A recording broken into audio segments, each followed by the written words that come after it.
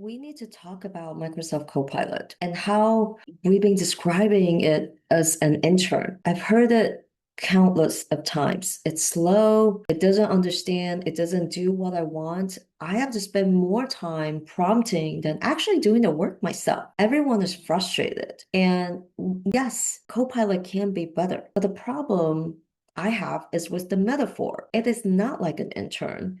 It is not like a person. A person is different because you can give it very vague requests like create a marketing plan, go do research on this topic and bring me back what you find. And that person is going to use the human judgment to come up with something that may or may not fit your needs, but AI is not going to do that, at least not at this stage. So what you have to think about it is instead of treating it like an intern that can listen to you and apply human judgment and maybe filling the blanks, guess what you want, you have to think about it in a more specific way.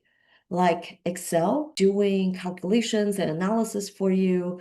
If you are an expert analyst, it may not be faster, but if you think about it as a insight generator or storyteller for executive summary specifically, you are going to get much better outcome because now it knows what it's supposed to do.